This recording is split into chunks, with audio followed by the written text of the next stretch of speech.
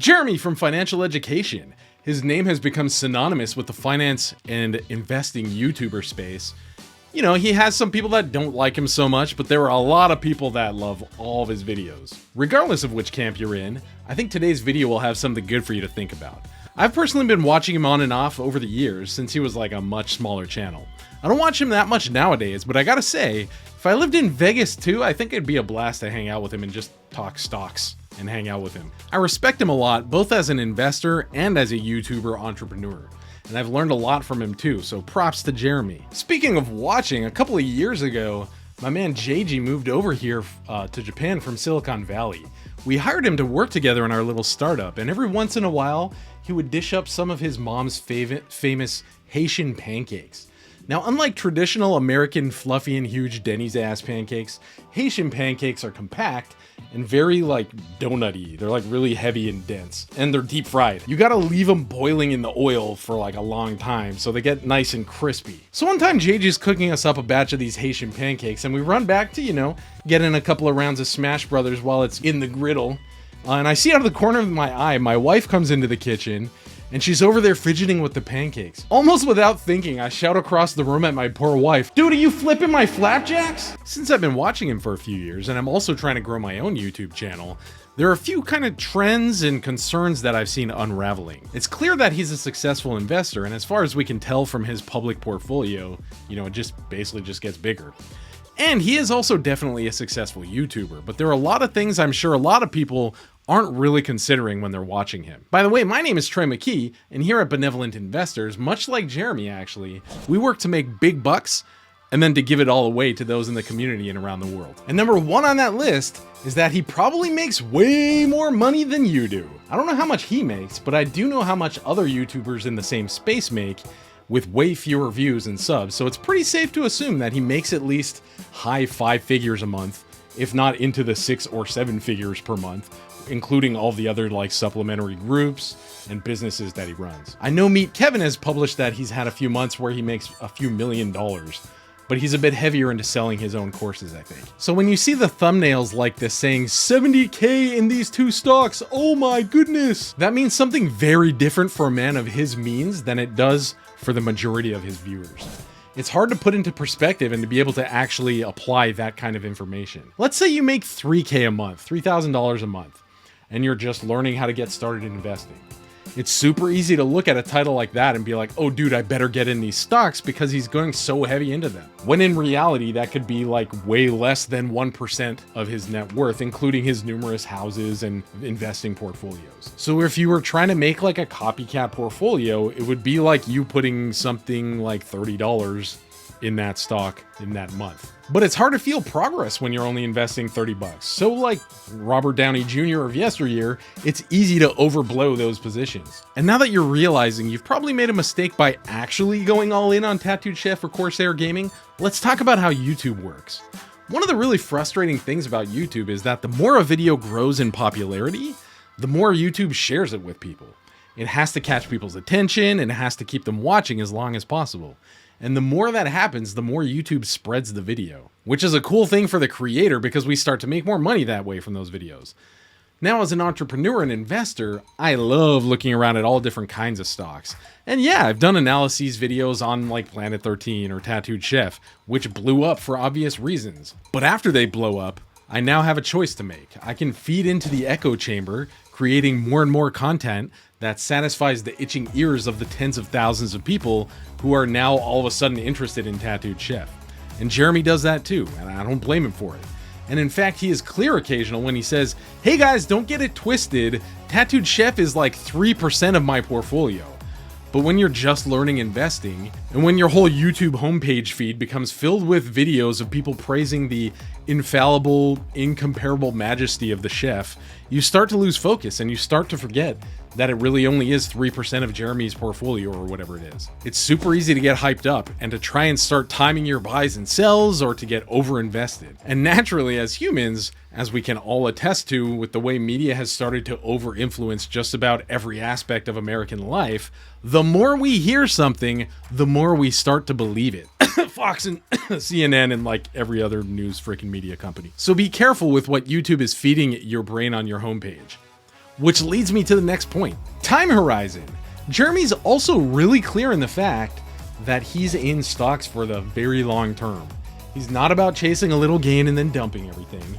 And for the most part, the majority of his stocks he's held for like years. And the years that I've been watching his channel, you just see those holdings getting bigger and bigger and bigger. And if you're in that mode with properly rated position sizes, and you're just adding here and there when there are dips, or when there's other opportunities, then I think that's the right way to do things to set you up for long-term success. But if you see a couple of videos, get hyped up, and then try to make a quick buck, you're likely to get your freaking flapjacks flipped. And speaking of flipping, third, the market doesn't always go up. If you've been investing for more than a few years, you're probably already aware of the fact that there can be periods in the market when, for the most part, things are just kind of flat, or maybe they are even going down for a while, just kind of sideways, and that can happen for years. If you've only been in the market since early 2020, it's easy to subconsciously believe that you're really good at investing or picking stocks, or that the market basically is a really easy way to make big money pretty quickly.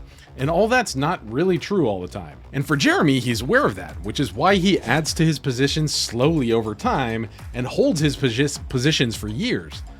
Last week, I did a video on two smaller companies called Skills and Desktop Metal. They're young companies who have potentially very bright futures, but in the comments section, I was a bit bummed to see some of my people saying, "Dude, my portfolio's down like 60% because of the stock." So if you find that you're constantly YOLOing into positions or getting yourself into precarious ass spots like that, slow down and take a breather, bro. Think much longer term. Space out your buying. Maybe you limit yourself to only one buy or only one sell per week or per month or something like that. And keep in mind the overall portfolio size, and also keep cash on hand. Though Jeremy tends to focus on stocks and companies that he can physically, personally experience, like Apple products and their chip makers, Fizzy Get Dizzy, Planet 13, Planet 13, and Walgreens. Those are also some of the examples of just how diversified he is. I know people don't like to watch videos about boring companies or boring stocks when they're not trendy, so it's hard to be motivated to make those kinds of videos as a YouTuber. Stocks that look like they're super sexy, super trendy, or memey, or crypto-y, cryptos, get a lot of views. But that doesn't mean all the experienced investors are only investing in those, but it's easy to get the wrong idea when your whole homepage feed is full of that stuff. So if you're tired of getting your portfolio sliced in half overnight, pay attention to diversification. And connecting this point back to the earlier point, Jeremy doesn't see a stock, fall in love with it, and then buy once and be done with it. He'll watch it and he'll be adding to the position over the months and months, and when it's the right size, he'll stop and he'll hold. Goals. And this connects to everything I've said up until now. If you've been following him for years, you will remember his less sexy plays that he doesn't talk about much these days. Companies like Facebook, Amazon, and Apple. Qualcomm, Cruisy McDizzle, Cirrus Logic. That's what it is. Skyworks Solutions, Dropbox, those kinds of stocks. He's still in a lot of these stocks, and a lot of them don't move that much, and he doesn't make videos on them anymore. And you might also remember when he started investing in Tesla, he got a lot of flack in the comments section. People are like, dude, what are you doing investing in this meme stock? But he was really clear that this was just a small speculative position. He said in a lot of his videos, "This is my spec play, guys. I know it's super risky. Get off my back." And little by little, he was adding to that position, and then Tesla just exploded, right? But he wasn't all in on Tesla, and he was aware of the risk of Tesla in those early stages too. So when you start amassing jillions of dollars like he has, and he's also bought, I think it was like 2 or 3 houses around the country recently, you're able to start getting more aggressive and taking higher risk moves, and he does that by investing in micro caps and small cap stocks. A lot of his more recent videos have been on stocks like Honest, Smile Direct Club, Corsair Gaming, Voyager, Avant Brands, and Tattooed Chef, and stuff like that. These are all small companies that can much more easily double or triple in value than big players like Apple's on. The reason stocks like this are appealing to him is because dropping 50 or 100K for him is like you or me dropping $5 at McDonald's.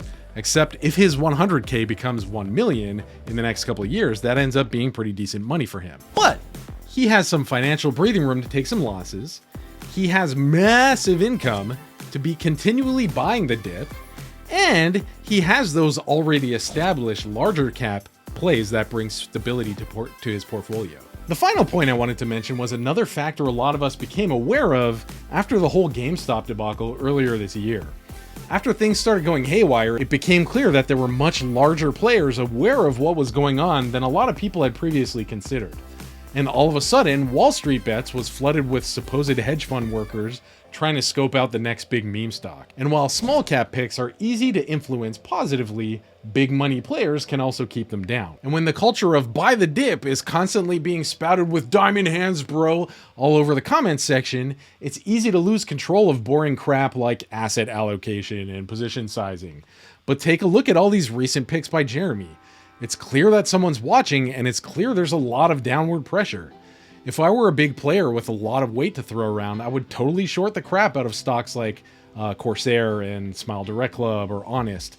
And if I knew there was an army of retail investors continually devoted to cranking their funds relentlessly into these picks, it's basically free money. So I'm not saying that's what's happening 100% of the time, but it is something for you to consider to keep in your mind. Yet another super not that awesome analogy, but it's a bit like this. Like, imagine the whole marketplace is playing blackjack together, except only some of the players are displaying their whole hand for the world to see. It's easy for the other players to know what to do, right? So if you're looking for some ideas on larger, safer plays to ease into while we're undergoing the potential overturning of the market, thanks to rising bond yields, disappointing jobs growth, and J-Pow's career potentially coming to an end, here are some ideas. Intel and Micron are not super sexy, and neither was AMD a few months ago before it boomed like 30% because it was so undervalued. Check out my videos on these stocks by clicking on this playlist here. I love you guys and stay generous. Talk to you in the comment section below.